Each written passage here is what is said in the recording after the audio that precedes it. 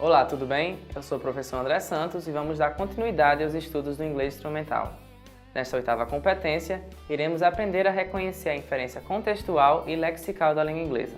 Vamos lá? O que é inferir? Inferência é o processo de dedução dos vocábulos que estão presentes no texto e que o leitor não sabe o significado. Em muitas situações, o uso do dicionário não é permitido ou não é favorável quando temos pouco tempo. Praticar a inferência é uma boa estratégia para se obter o significado desses vocábulos.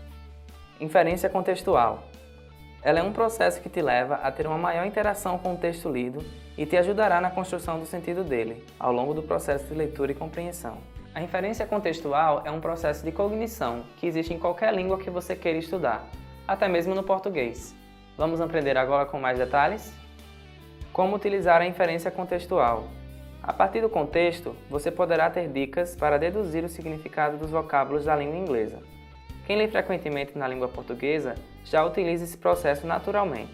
Portanto, se você já possui o hábito da leitura, terá maior facilidade para inferir significados também na língua inglesa.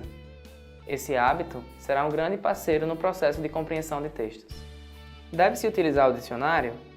Nem sempre é bom recorrer ao dicionário, pois devido às constantes e longas pausas para se achar a palavra e saber qual significado melhor se encaixa no contexto, podemos comprometer nossa interpretação geral do texto. Não se aconselha que você quebre o ritmo da sua leitura buscando significados de novas palavras.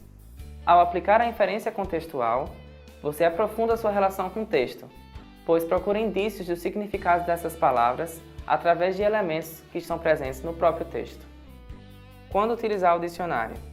O uso do dicionário pode ser feito quando não conseguimos fazer a inferência através do contexto.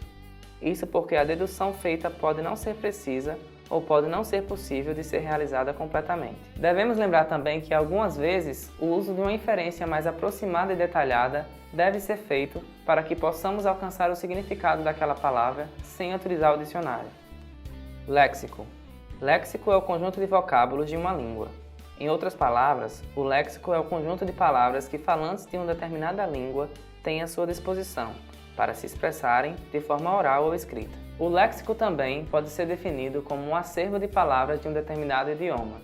No caso da língua inglesa, já vimos as diferentes categorias de palavras na competência sobre morfologia da língua inglesa.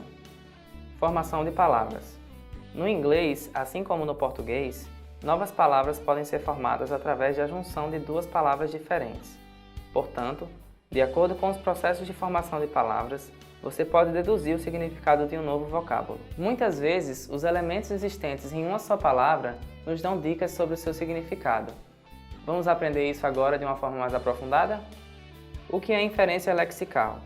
A inferência lexical também procura inferir significados, mas diferentemente da contextual, sua inferência é feita através do léxico. Isso mesmo, se sabemos que uma palavra é formada através da junção de duas outras palavras e conhecemos o significado dessas duas palavras, podemos também inferir o significado dessa nova palavra formada.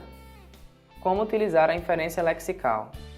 Ao analisarmos como as palavras são formadas, podemos inferir quais significados elas possuem.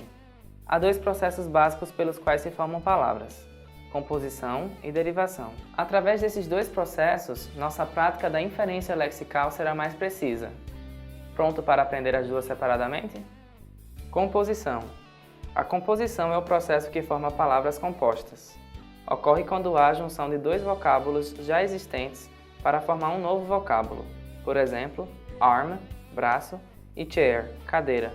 Podem se juntar e formar a palavra armchair, poltrona. Nesse caso, temos a presença de duas palavras raízes, ou seja, duas palavras com significado. Se você já sabe o significado de arm, que é braço, e de chair, que é cadeira, e sabendo que a junção delas forma um novo significado, dá para deduzir que uma palavra significa que é uma cadeira onde você pode colocar seus braços, ou seja, uma poltrona. Derivação é o processo pelo qual se obtém uma palavra nova, que é chamada de derivada, a partir de outra já existente, chamada primitiva, radical. Por exemplo, meaning, significado, é primitiva, mas com a junção de afixos ela se torna derivada. Nesse caso, temos a presença apenas de uma palavra raiz. No exemplo, é o meaning. Quando é juntado com afixos, ele pode ganhar novos significados. Por exemplo, o full e o less. Meaningful pode ser algo com significado, ou seja, algo significante.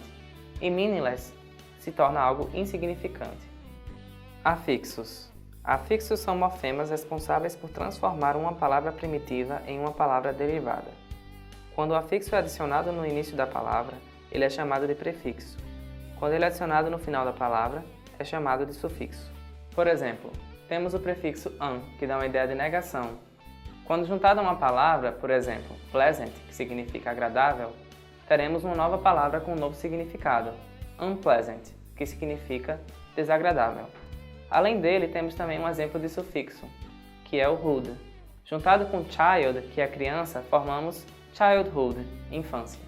Agora te convido a assistir o vídeo com exemplos bem bacanas de sufixos para você aprimorar o seu vocabulário na língua inglesa. Vamos lá? Um sufixo é uma partícula, um pedaço de palavra, podemos dizer assim, que você coloca no final de uma palavra, lá na última letra dela, depois da última letra dela, ok? Os tipos de sufixo que existem, então, esse primeiro aqui que é full, né? Então você vai ter a palavra, que está aqui nessa linha, e o full. O que indica esse full? É alguma coisa, algo que se destaca por sua grande quantidade ou intensidade. Lindo, vamos filosofar, então. Vamos pegar uns exemplos, que acho que a ideia, a filosofia fica mais fácil.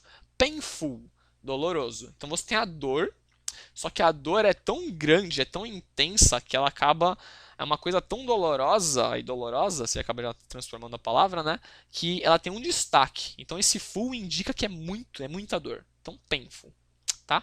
Colorful, colorido. Fearful, medroso, alguma coisa que traz medo. Powerful, poderoso. Ok? Interessante é que, tirando o full que está em vermelho, você vai ter que pain é dor, color é cor, fear é medo e power é poder. Ok? Então a gente pode até dizer que o oso, aí, o osa, acaba entrando como sufixo em português nesses casos. Ok? Vamos ver outro sufixo. O less. Ele se destaca pela falta ou pouca intensidade de algo. Ok? Então é quando você tem alguma situação inversa ao full que a gente acabou de ver. Usando as mesmas palavras. Painless, sem dor. Colorless, sem cor. Fearless, sem medo. Powerless, sem poder. Ok? Então eu tirei o full, que dá a ideia de maioridade, né? Então, putz, é cheio daquilo lá. Eu coloquei o less, que é para indicar que é praticamente o oposto. Ele não tem nada daquilo lá. Então, pain, que é dor, less, sem dor. Então, o less ele tira toda a pain que existe no objeto. Colorless, color, que é a cor, o less no final tira toda a cor que existe naquela situação também. Ok? O full e o less são os mais fáceis de entender, justamente porque full ele lembra o F-U-L-L, que fala da mesma maneira, que é full de cheio, e less sozinho significa menos. Então é um pouco mais fácil de associar, tá?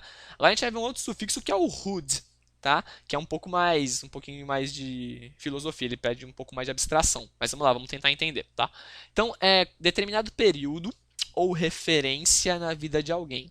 A gente fala referência porque referência seria um período, uma faixa de tempo ou uma localização que acaba marcando você, que você usa como referência para se guiar ou para passar informação, tá?